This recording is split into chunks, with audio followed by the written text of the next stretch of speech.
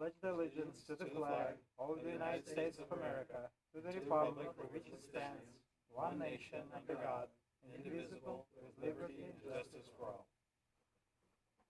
Bob? Bow our heads. Father, we pray for this fire to cease through rain. We know that you have many powers. We also pray for those people who had to evacuate. We pray for them that they may not have losses. Be with this squadron for its mission. And be with those who are ill and indisposed. But most of all, we just praise you in your glory. Amen. Amen. Okay, welcome everybody.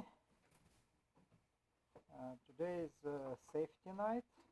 I will give Roger a word in a few minutes.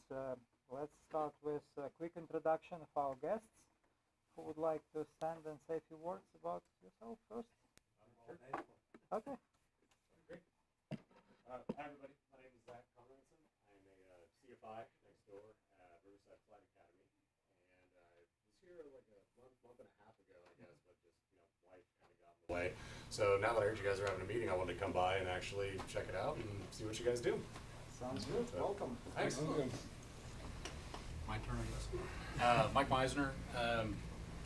I'm in Civil Air Patrol. I've been since 1986.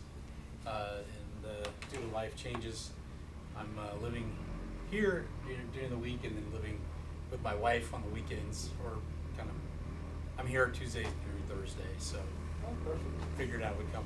Since I can't go to my Camarillo Squadron tonight, I figured I'd come join you guys. Excellent. Welcome. Good. So, thank you. Okay, thank you so much. Okay, so few updates. On the group commander, it is still not official. The decision supposed to be made public anytime. I believe decision has been made, but it's still formally not announced yet. Kudos to senior members Trigueros, Hasseltine and Fields. Good job starting your onboarding training. Well, for Harrison, you are in transition training for Turbo 206. Keep up the momentum going. Get it knocked out as soon as possible and start flying the airplane for real missions. So Carlos and Dallas have been flying it too, and they received good compliments from our instructors.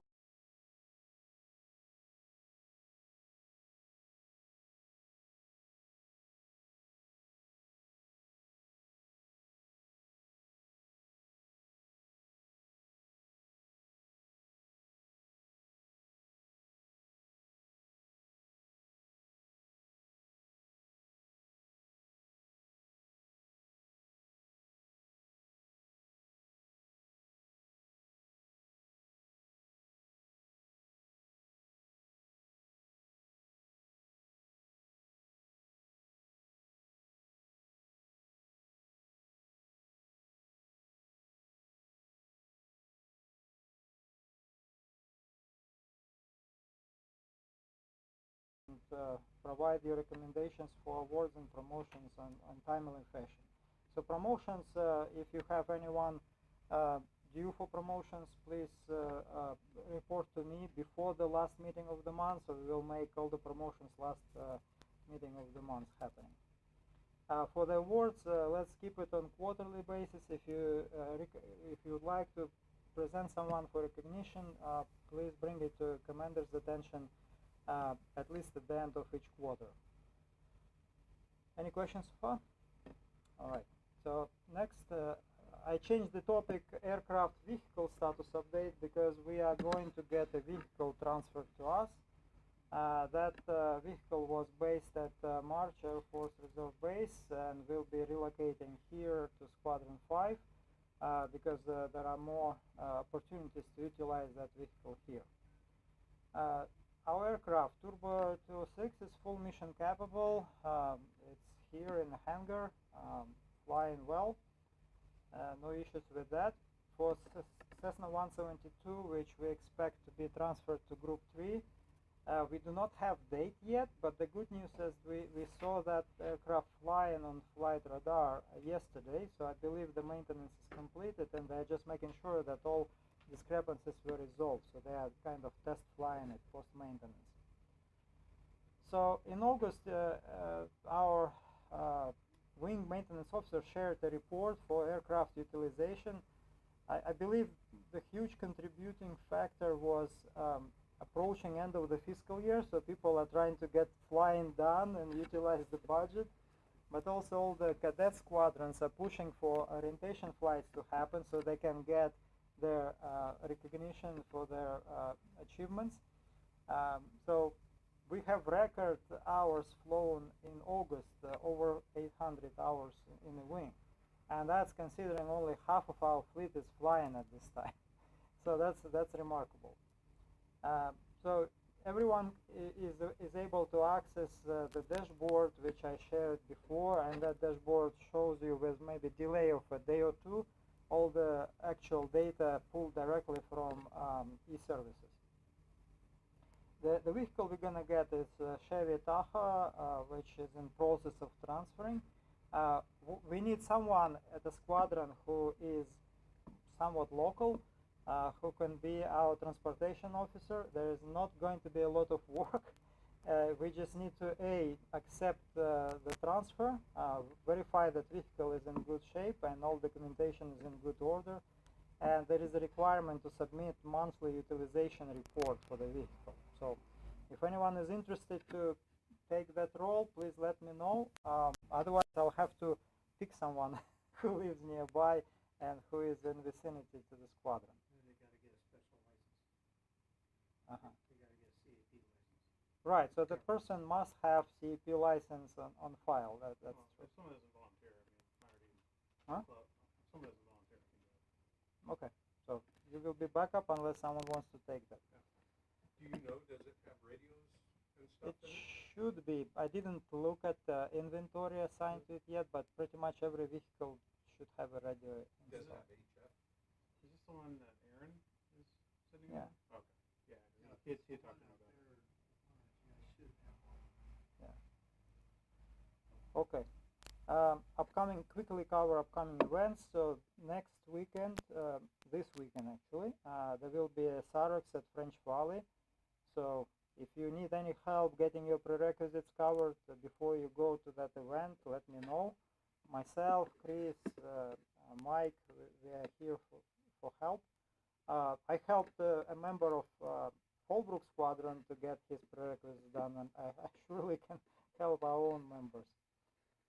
We just spent, for example, a couple of hours on Teams the other day, and he is now fully ready. So if you need help, don't hesitate to ask. The following weekend, September 21st, 22nd, there will be a cable SAREX. It's a joint SAREX for Group 3 and 7. That's another opportunity for our members to participate. Unfortunately, most likely I am not going to be there. We got an assignment for the Imperial mission, but there will be good coverage on aircraft and sets and so on and so forth. There was an email distributed about helping during the Pacific Air Show event, which will take place at Huntington Beach, October 4th through 6th. It's an opportunity to see the event for free. You don't have to be there for the whole event, all 3 days. You can sign just for one of the days and pick a role which you'd like based on the sign-in sheet distributed for that show. Sooner than that, there will be Miramar Air Show. Also check the emails. If you need me to resend it to you, let me know, I will. One more time, pretty much last opportunity to sign up for California Wing Conference, which will be in October. The registration closes September 22nd at midnight. And we still, I believe, have one seat available to fly there on 216 Charlie Papa. David, would you like to say a few words about airborne photography? Actually, I was going to have a presentation next week. Next week. Yes. Okay, so I'll put you on schedule for next week then. Sounds good. We do not have any orientation flights scheduled so far. Since school year in the full swing, cadets are not available on the week. Although I did offer that opportunity, I didn't get anyone. So next weekend we have aircraft busy with Imperial mission, but maybe the following weekend if we still have funds. Myself and Lieutenant Colonel Swift will be flying U.S. Coast Guard mission if weather permits this Saturday. We'll provide few updates how that goes. For recruitment opportunities, just reinforce few points. We need members, and there are plenty of options for us to go and present our missions to the aviation community, to education community. So please take these opportunities. We have tabletop, we have marketing materials available. If you have any questions, please refer to Lieutenant Buntin. Michelle is right there. She will point where the material is stored and maybe help you organize presence at one of those events. Out of interesting events, I think the coming weekend there will be a very cool one on 14th from 8 in the morning till noon. Cars, Coffee and Warbirds, organized by Commemorative Air Force Inland Empire Wing. So even if you don't want to act as a recruiter, just show up there in a uniform for CAP and people may ask you questions. So that's as simple as it gets. We had a recent AF JROTC event, let's correct that, at French Valley. That was a good, successful event organized by Fallbrook Squadron. But I will touch on that event from a safety point of view, since we have a safety meeting real quick.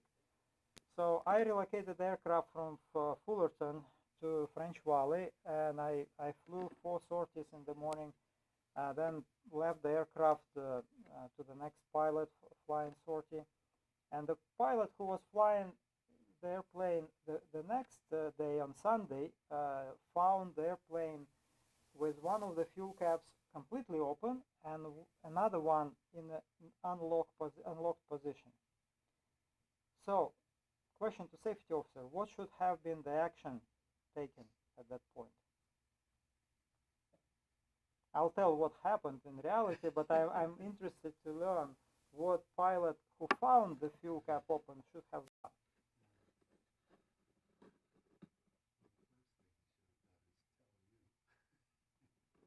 Right, so probably to tell safety officer responsible for the event, right?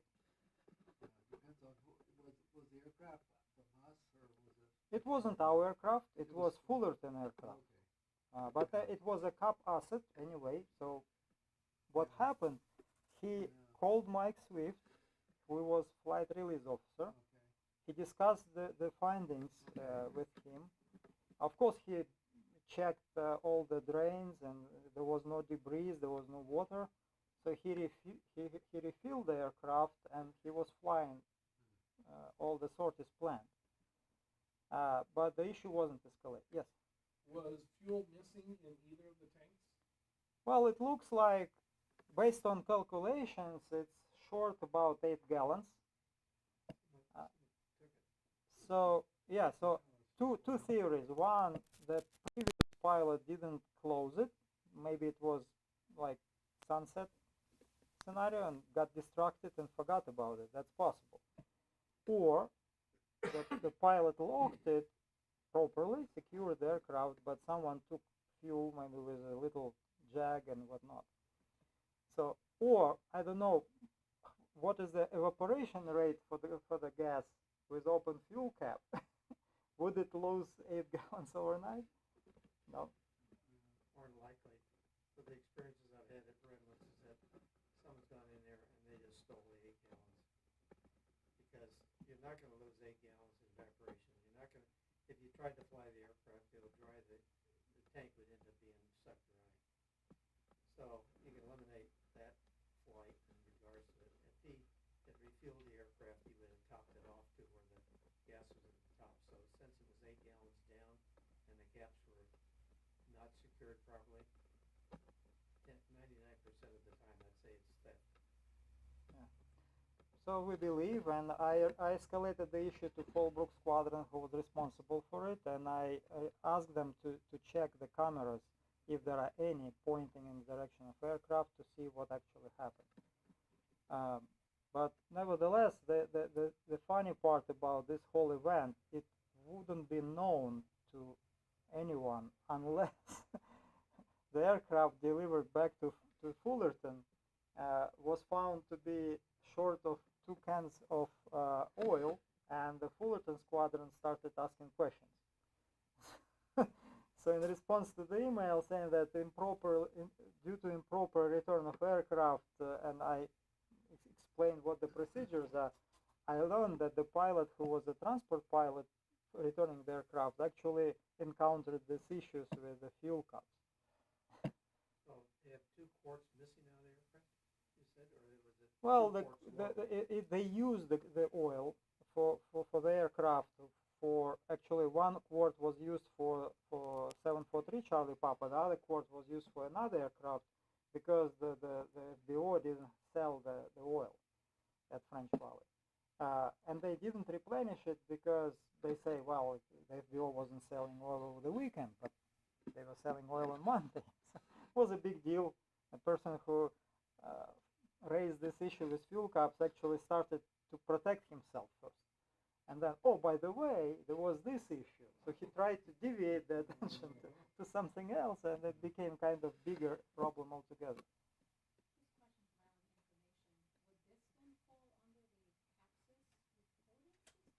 I believe so. It should. It's not an accident, but it's certainly an incident, and it's not necessarily a pilot fault, but it is worthwhile researching further, because the fuel could have been contaminated, and maybe the pilots should have taken, more steps to check what is actually in fuel tanks. So that's why I brought this question to safety officers. Now, if the ferry pilot picked it up. That's crazy. So in this situation, what would happen to the guy who's going to be responsible? Nothing will happen. It will be a discussion to prevent this from happening. Really. But if the ferry pilot picked it up and it was low on fuel there, and then he flew it to Fullerton, he's going to end up. That's crazy because a chewing up simple 2 walk or around 3 the town. 2 or 3 gallons. So actually, the finding was between ORIDES, not between ORIDES and transport.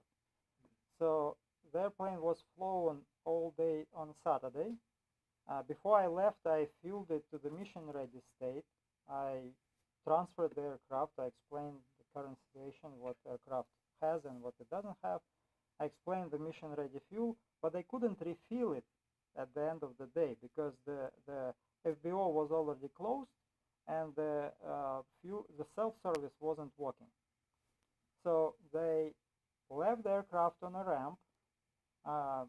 They had other issues. They didn't follow checklists to secure the aircraft. But next day, another pilot who was scheduled to fly discovered all the discrepancies with securing the aircraft and the issue with the fuel caps. Then he simply fueled the airplane and have been flying it for the day. Should he? Yes. Was the fuel selector valve on both? Yes. That's the reason it was peaking low. A lot of our aircraft will drain from one side to the other. Common said 8 gallons is not uncommon. And if they left the caps off, then there's no pressure in the tube, so it'll bend. Mm-hmm. Okay. But from safety point of view, should he stop flying, or he is okay to continue? That's a real question. I can tell you from being Air Force background that he should not have flown the airplane until they found out what was in the tanks. Right. Because the cap was off, and the other one, even though it was not off, it's still, you have no idea. Yeah. We would have never paid, if we found an airplane like that out in the flight line in the Air Force, yeah, that plane would have been impounded. Okay. So we did follow, I guess, right protocol after fact, but the lesson learned, I'll discuss it with that pilot, and it's now up to Fallbrook Squadron to really decide what to do. So was the cap laying on the wing, or? Yeah, it was just laying on the wing next to the opening. As if someone really tried to drain it, you know, by siphoning this. Or But it, normally, he dipped the tanks, got sidetracked. yeah, got that's down. also He an didn't- option. If he didn't do the checklist and close the plane down, he dipped the tanks, got sidetracked, and left. And Because I've seen that happen. That's not the first time I've seen it happen or heard this happening in 6 months. Like I've heard of it recently in other scenarios. Okay. Is it a chain to the cap? Yeah. There is a chain in it, so if you were flying, it would bounce around, hit the Make wing. a lot of noise. Yeah. And finally break off, and the fuel would be siphoned out of the wing tank real fast, actually. Yeah. Okay. Well, he didn't fly it. He wasn't the one who secured the airplane. He was the one who took over next day. So his only problem was he shouldn't have flown the aircraft until they really checked the content of the tanks properly. All right. So, any other questions about this particular issue? Like, when you say you should have checked it out, what would you do? Drain all the Maybe fuel? drain more fuel to see if there are any debris. I don't know. I would think it would have to go to a maintenance shop and actually have it completely drained. That what actually, from one of the stories at the Sarexes, from what I've heard, was of that nature. The pilot forgot to put the fuel caps on, started taxiing, then realized that something is banging on the wing. He lost one of the fuel caps. One of the fuel caps was found, but he aborted the flight. And then they had to ground the aircraft and drain it completely, refuel it with a new batch of fuel, and so on and so forth. So in that event, it looks like much more strict protocol to follow, because it was big event, and there was a safety officer on staff, etc. Anyway, I think we are on the same page. He should have escalated the issue on the spot, and then maybe they could have analyzed better what is happening. Okay, so safety related, I'd like to share how we can be aware of wildfires happening. There are multiple channels, of course, on wildfires, but not everybody knows that Google Maps has a layer showing the location and intensity of wildfires and frequency of updates. Are you sharing that? Yes, I'll share right now.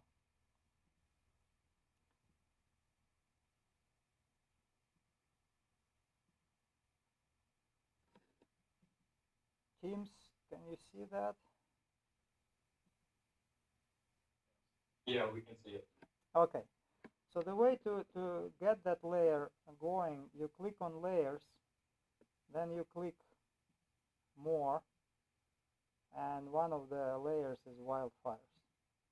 And then you see not only location of the wildfires, but also the air quality. So this shaded area is different stages of contamination in the air.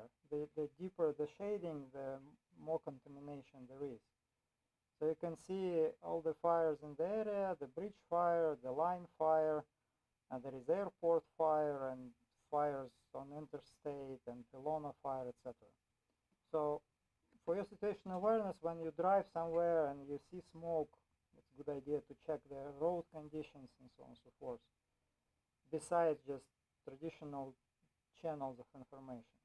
So I find it useful, especially when you plan outdoor activities with your families, driving for camping and whatnot. Okay, any questions? How often is that updated, do you know? It's pretty often. Like this one was updated 1 hour ago. I guess they have a batch which pulls the information from known reliable sources and they populate it here. But they show, for example, if you click on it, they show more information, the source of data, what is the square, what is the area, how much is contained, and I mean, it's plenty. And then you can see a potential impact on your route of travel, etc. Okay. Michelle, would you like to talk now or at the end? Okay. Go ahead. Michelle, by the way, is our health officer, so she has a few words to say. Safety topic. So I know the commander from Flaybomb was here last week. Was it last week? My days are all messed up. He was here last week, and he was talking about ground team. And there's a lot of things involved in ground team, and I was looking into doing it myself, but it is very involved. But one thing I did get involved in was CERT program. Does anyone know what CERT means? Well, it is Community Emergency Response Team. It is put on by the Emergency Operations Center and the Fire Management Center, basically the fire department. It is a 3-day course. They go over things like disaster preparedness, what is the CERT organization and how it relates to the ICS, disaster medical operations, as well as light search and rescue, terrorism and community response team, fire safety, how to turn off utility controls, because there is an actual way of doing it properly, disaster and psychology, and then there is a huge disaster simulation in the fire department training center, which was very cool, and that's basically your graduation. I got this last November. It was a 3-day course. In order to get certified, you have to attend all 3 days. It is 72 hours, and you get, and I do highly recommend everyone going for this because it is really beneficial. Not only is it beneficial for being in CAP, but also for your community and for your family as well. You get a helmet, a CERT helmet. I retrofitted it with a hat with a light, so if basically that's it, as well as gloves. They give you gloves, but it's one size fit none, so I bought my own. I've also bought a first aid kit. I know Andre was talking about how to survive any type of disaster, like a plane crash or whatnot. Unfortunately, the topic was so broad, unfortunately. I would literally have to teach you first aid, first aid, CPR, everything that you would need. It'll be best for you to go out and learn that information yourself. But it's always good to have a first aid kit. Chris can attest, I have a first aid kit basically everywhere. My parents' house, my car, the house, here, yes. In addition to that, there is also a vest. These are all free, by the way. That comes with all of this. It says CERT on it. I got a tourniquet. I actually got this from a gentleman here at Elasarex. They teach you how to properly apply a tourniquet. This is one where you actually twist it. It is really good to learn how to use one of these, whether it's either for yourself or somebody else. I actually have this in my car as well as in this bag. You never know. Wherever you are, a disaster can happen. I was in Long Beach doing a oil change in my car, and next thing I know, right across the street, a motorcycle goes down. I had just come from work, fell, his leg was not in the correct position. First thing I do for my own training is stabilize his head. Once bystanders help to clear traffic, police comes by. I said, do you want to take over? He says, no, you're doing just fine. So it's always good to have the knowledge, even if you may or may not use it, it's always good to have it. Other things like alcohol wipes, anything to clean a wound. I also have more bandages, ace wraps, whatever. I added more to this. Then there's always good to have safety goggles. You can either get either one, this or the regular chemistry one. Then there's what I really like, a field guide manual. This is great, even when I'm doing certain things, like my parents called and said the breaker on their house went out. This reminded me how to shut off the electricity on the main breaker in the proper order, because you have to turn off the main at a certain order and turn it on in a certain order without overloading the system. This is a nice guide to remember. You're not gonna remember everything. Those things This- are really neat. It is That's probably- very good, yes. yeah. And it also explains to you how to turn off your gas Yeah. in the event of a gas leak. So Earthquake. I would recommend everyone to look into the CERT program. This program, oh, and I also have gloves, you never know. I have, when Chris goes on flying, he carries gloves with him to check the oil, 'cause who wants to have their hands all nasty with oil? So I pack gloves everywhere. Keeps them soft. Then I also have hand sanitizer as well. You can never have too much. Then there's also another nifty pen lines as well.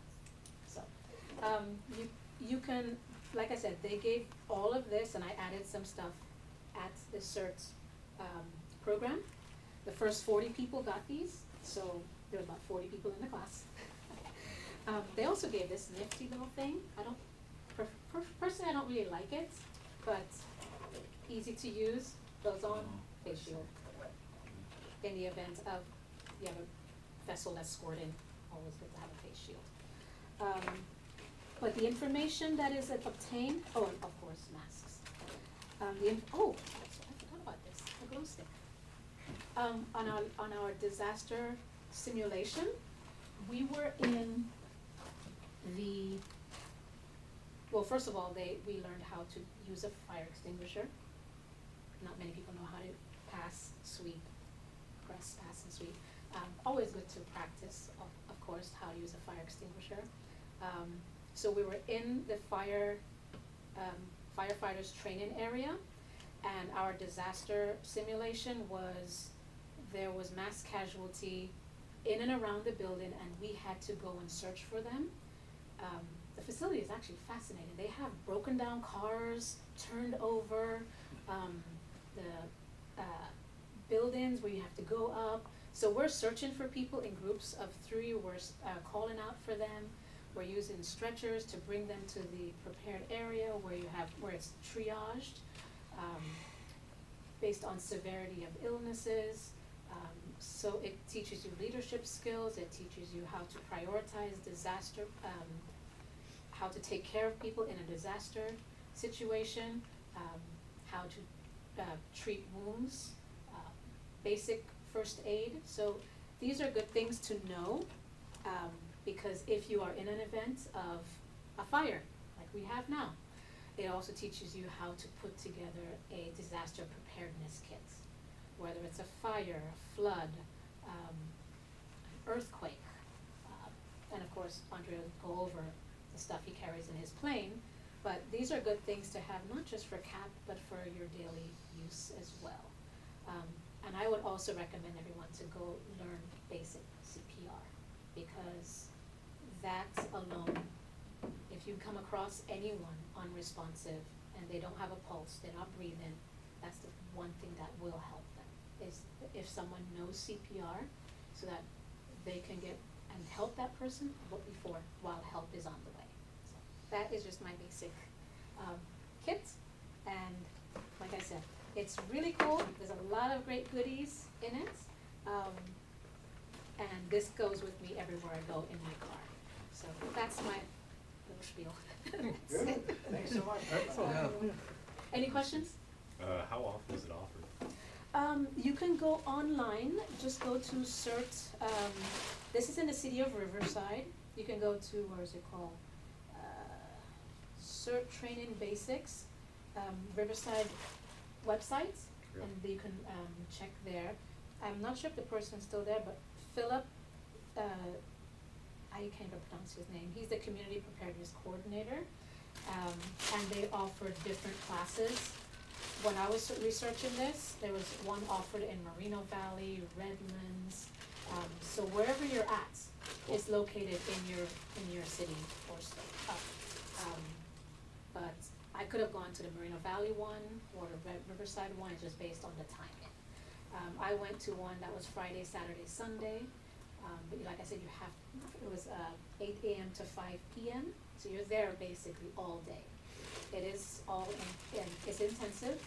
I'm not a day person, so getting up at 8 o'clock in the morning was not easy, but it was worth it, definitely. And I do recommend everyone going for it if you have the time. Not only does it help with Civil Air Patrol, it's something you can check off, so to speak, I guess. Yeah. But it's also, like I said, it can help yourself and your family and the community in the event of a major disaster. That's it. Great. Thank you. All right, Roger? After this, next to him. Well, mine was That quick. was a good presentation. I like Well, that was off the that. cuff. That reminds me a lot of the Air Force, with all the different things I went through. And then I worked 7 years at Cal Fire too, so Oh. we did all that stuff 100 times over. Mine's gonna be really, really boring. Normally, I do a safety on involving either our aircraft or something like that, or flying, or any of that type of thing, or the stuff that we do here in the unit when we do exercises and stuff like that. Today, all I did is I just kind of thought that just to get a little bit away from that, not everybody here is a pilot, so like always, my tendency as a pilot want to, have safety meetings on flying airplanes, but not everybody here is a pilot. You have observers and guys that go up in the airplane, but it's not necessarily always something that a safety meeting that you start talking about recognizing airspace and things like that. And for the scanner, he's in the back of the airplane and he's looking out the window. He doesn't necessarily need to know airspace. And some of the guys who are non-pilots in here kind of sit there and go, oh great, okay, well, we're just going to talk about flying, So tonight, mine's going to be really quick. Let's see, what time is it now? Cranny sakes, I got 20 minutes left. As long as we hit 15 minutes, I'm doing okay. Let's see if I can get this thing.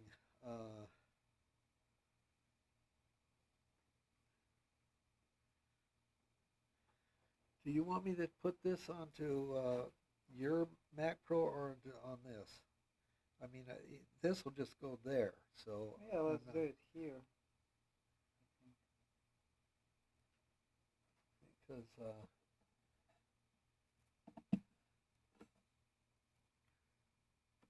Okay.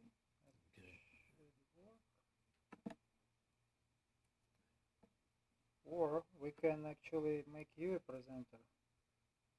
okay. Let's do that. Yeah, that's just one little part of it. That's only. So can you go to Teams? Oh, the Teams? Oh my goodness, okay. Yeah, I have to find it. What do you think? I'll help you with that. That's the other direction. That's, There it is, it's yeah. offloaded. Gee.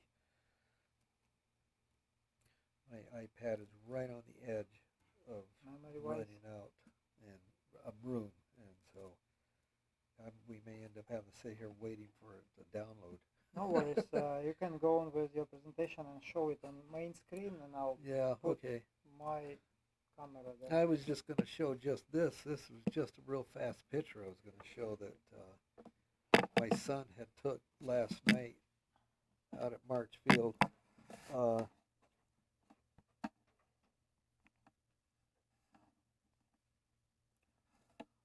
that was a picture what my son took last night. He's out at, he's in the Air Force out there, and that's that fire. It's I think that's the Trabuco Canyon fire. I think it is, and that was really a neat picture. That's one of those super neat pictures that you could put in a magazine.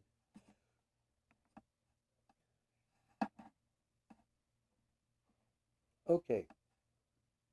What I was going to talk about tonight is just real quick. It's just one of these ones that are. I got to talk about all kinds of different subjects, and one of them tonight I just talked about eye strain. How many here are pilots? Okay, you guys all know how important it is to have your eyes. It's one of those things where, as a pilot, we get concerned about, especially when we come up to our FAA medical, and he wants you to read that chart. And it's a funny thing, the older you get, the higher up that chart you got to start reading. So that's one of those kind of things that it's very important, we know as pilots, to take care of your eyes. I was fortunate enough to have 20/20 vision all the way up into my 50s. I mean, absolute, just perfect 20/20. Then it started deteriorating. When the Air Force told me I had to wear glasses, I was shocked. And of course, Air Force makes sure you have to have glasses. So I ended up having to wear some bifocals because at the time they did not do like transitions like I have here. You had to have bifocals for whatever reason. So anyhow, I just thought real quick, this is just very quickly, eye strain. Basically, this is following right along with Civil Air Patrol's um, risk management. They kind of follow along with that, but I just kind of picked out some of the things like recognizing what is eye strain, and then mitigating the risk, of course, is, how do you prevent having your eyes being at risk, and when to ask for help, and then the bottom line. Um, okay, recognizing the hazard. One of the things that I used to do when I was young is I used to drive, when I was stationed at Vandenberg Air Force Base, I would go home and I would drive back there, driving for 8-9 hours straight without any sunglasses or anything. Well, when I got into Vandenberg, my eyes were kind of blurry, and I look back on it now, and I was really stupid. Fortunately, it didn't mess things up for me, and my eyes stayed 20/20, like I said, into my 50s. But one of the things that I see people do it all the time, is that a lot of people wear sunglasses all the time, and that's not necessarily always good. When you're walking in here, everybody, I know some of you probably drove here with sunglasses. I know Bob did, and but when you come in here, you need to take those sunglasses off. And believe it or not, you might think, oh, you look cool having those sunglasses on, but you know what? It does strain your eyes. It strains your eyes having to sit there, and now you're training them to try to figure out what you're looking at in a room that may not be as bright. So I have seen a lot of people do that. Uh, Everybody knows that when their eyes get tired, and when you get tired, after long periods of time, focusing, reading, and stuff like that. I notice that some of you that have glasses, I've had friends who started out wearing glasses when they were teenagers still. Doctors, you notice that doctors have glasses. Most all of them have glasses. That's because of the studying they did and a lot of reading and stuff. One of the things that I learned many, many years ago, well, actually now I'm getting into the how to prevent it, your eye strain, is that when you're reading great long periods of time, stop reading and just focus on something at a distance. It doesn't have to be very far, but because your eye, like if you look at that blank wall over here, your eye will focus, but it's not focusing necessarily on that distance. It's going to, you want your eye to be focusing on a long distance area. I learned that when I was in college when I did a lot of studying. And I learned when you do that, then you will notice that your eyes will actually do rest. And so you end up coming back having to not ruin your eyes, especially if you have any aspirations when you're young to want to be able to fly. Anything else that happened. It's important as it is on that goal is to recognize when your eyes are being strained. You may not notice it for a while, but usually when you start reading and start doing things, you'll notice that, wow, your eyes are tired. One of the things that they tell you to watch for is if you start doing things like this with your eyes. That means you're probably straining your eyes. Be aware of that. That's basically what they're trying to tell you. Mitigating the risk. Obviously, a lot of this is just common sense. Don't make your eyes work harder than they have to. Excessive glare, small text, fuzzy images, dirty screens on your computer. Dirty glasses. Yeah.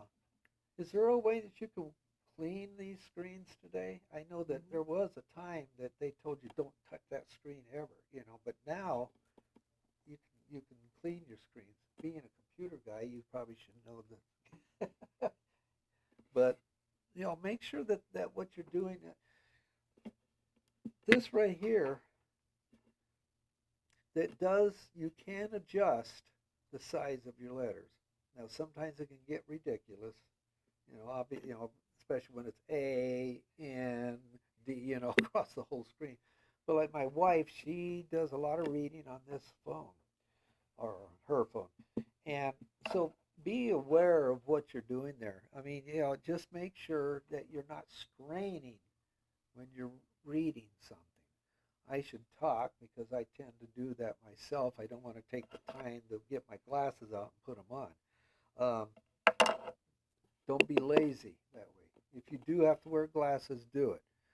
But if you find that you're straining to see the letters, then your letters are too small. You need to make them bigger. Consider turning down the brightness on the computer. There is a control on these things that you can control the brightness. I've actually have turned it on, and out back at my house when I went to take the dog out, and the screen, and it was so bright it almost hurt your eyes. Don't do that. Just be very cognizant of the fact that that screen needs to be according to what is the darkness or brightness in a room. Take breaks. I mean, that's well said. I mean, you'll take breaks anyhow if you're studying or reading or doing anything like that. When you're, one of the things is that I remember when I was flying along cross country one time, I can remember that my eyes, the instruments kind of got blurred, and I was sitting there going, okay. I knew it was because I was tired. But if you got another pilot here or somebody that's there, sit back and close your eyes if you can do that. Obviously, if you're in a situation you're the only one in the cockpit. In the Air Force plane I flew, I had plenty of people to take the place. But make sure you take breaks when you're reading. when you're studying or doing anything like that. Position yourself for success. Okay, that's number 4. Basically, this is supposed to be your ideal position when you are sitting at a computer screen. And of course, I'm sure that we all do just exactly that, right? Yeah. Um, I found that obviously trying to sit there and do that, especially if it's going to be for several hours, if you're going to be in front of that screen. But I found that the one thing is that no matter how you're sitting, they got up there, the distance to the screen. Again, it's the same thing. It's common sense. If you're reading something and you find that you have to go like this, then maybe you need to readjust your distance from that screen. That's the big thing. I know they show your whole body, and of course, it is true. If you sit correctly, then you tend to do everything else right. That's why they have the airplane set up in such a way with your seat, and they want you to adjust your seat comfortably so you're comfortable so that you can hold the yoke and things like that. But it is that way on purpose. You ever notice that when you're flying an airplane, you tend to do a good job when you're sitting in there correctly. You have everything right. I used to watch pilots in the Air Force sit. We had one pilot who used to put his seat at the lowest level you can take it, all the way down. He was a short guy, only this tall. But he used to take it, drove me nuts. I used to, at that time he was, when I was flying with, he was a major, and he used to say Major Newbert, but he was the best pilot I ever flew with. He eventually made general. So, it was his comfortableness, being able to look at the instruments. He could barely see over the top of You the always flew on instruments. Yeah, that's it. Of course, when we flew into the islands out in the middle of the Pacific, and so there was no radio nav at all. We did everything VFR then. But he never had a problem with it. So, it's the big thing. Remember what your eyes are doing to the screen that you're looking at. No matter how you're sitting. I mean, because my office, actually my chair sits at a 45-degree angle when I'm looking at the computer. So but I have to realize that if I'm doing anything for a real lengthy time, then I'll turn my chair facing it. But I make sure I'm at that distance and I'm not straining at reading letters. Take the smallest letter that's on that thing, and if you're straining, then maybe you need to adjust something, either on the computer or your distance. Okay. Let's see.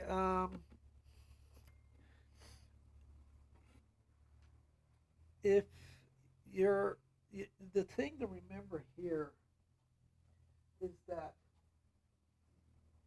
if you think that your eyes are having a problem, or just routine, see an eye doctor, okay?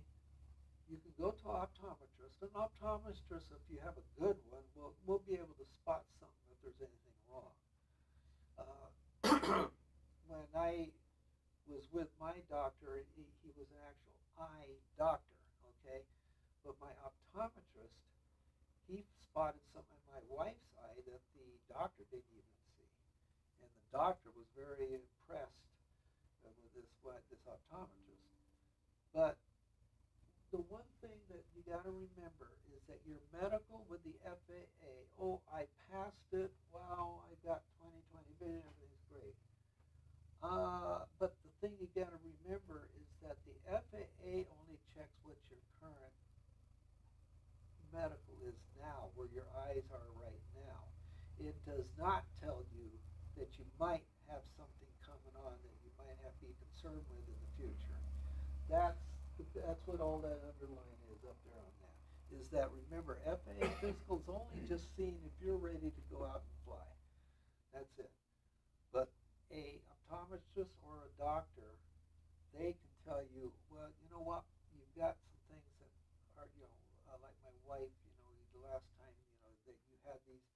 little objects in your eyes, and told her, you know, they're going to get worse, you know, that type of thing. And now she's actually going to have an operation next week, as a matter of fact. So just recognize that. Just remember that the FAA only gets you through your physical for now, but you know, and then you go back, you know, later on for another physical and find, well, what happened to my eyes? You know, but the doctor now, not always, of course, but most of the time, the doctor can tell you, yeah, you're going to have some problems here in the next about 5 or 6 years, you know. So, many of our eyes have been working overtime since the pandemic began, and while there is growing concerns about the long-term impacts of eye strain, you can prevent strain by taking short breaks often, adjusting your environment and screens, and taking care of your health. So that's, and I just want to make sure I give this credit. Captain William Cole at Teen Off, he's the guy that actually wrote the article that I got all this information from. So I want to make sure we give him the credit.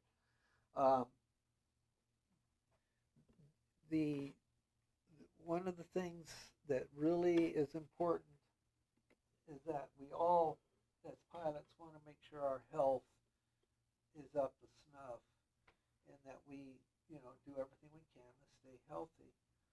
Now, of course, everybody should be doing that, not just because you're a pilot. Just because you're a pilot doesn't mean that you keep your health up just so you can keep flying. But it's very important, especially if you're going to stay here in CAP, to stay healthy, because there's some things that you can do here that you'll end up in a situation where you may be needed, you know, like getting up at 3 o'clock in the morning to fly a mission or something like that. Or if you're flying on the border, where you're up, you're flying for 5 hours straight, you know? If you're not in good shape, you're going to be in bad shape by the time you get on the ground. Just keep that all in mind for all of that. Let's see. Is there any questions? So I would add, with regards to your eyes, make sure you have good hydration. Yeah. Because if you're not hydrated, your eyes get dry, and as eyes get dry, they strain faster. Yes, they do. So that is very important. And if you drive at night and people get you blinded by the, you know, long distance beam, high beam, take time to change your focus away from that beam to the side of your vision, and let your eyes relax from that strain. And don't forget to blink, because blinking is lubricating. Yeah, so that's right. If you blink often, it helps your eyes to stay lubricated. And if your eyes naturally dry like mine, carry with yourself some eye lubricants. Those help tremendously. I was actually surprised to find out my left eye does a lot of running, and I found out it's not because the eye is wet, it's because it's actually too dry, and it's trying to compensate.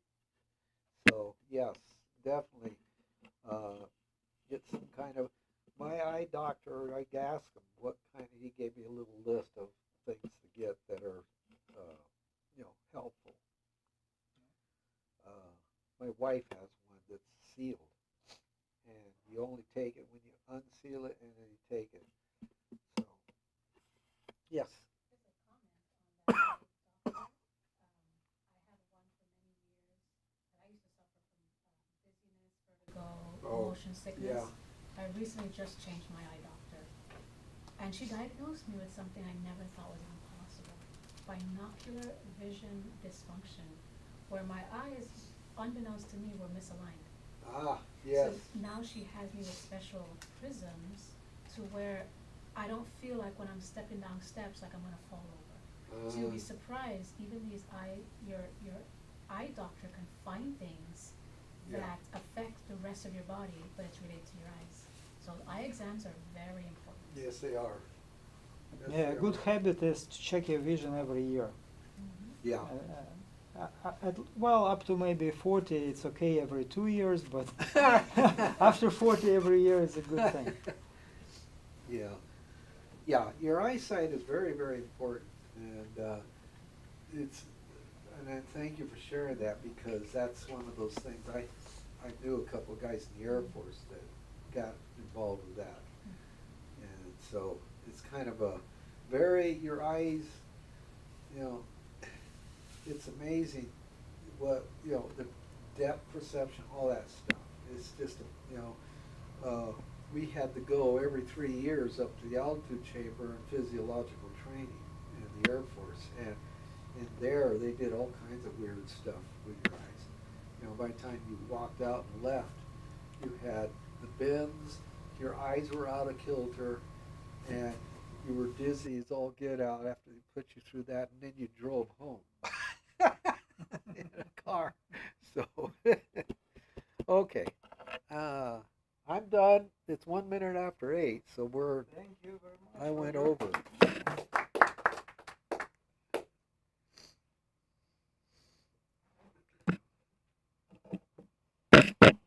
All right, any questions? Just few items on next week's agenda and the following week. So next week we will talk about the air crew equipment, but a takeaway for non-pilots is if you go on any kind of hike, camping, that's a good stuff to have with you. But sometimes on our emergency services we look for hikers who get lost and they have no means to show their position to those who are searching for them. So that will be useful to anyone. And the last week we will have overview of fiscal year 2024-25 airspace education program, which will be prepared by Chris, Paul, and I believe Carlos too.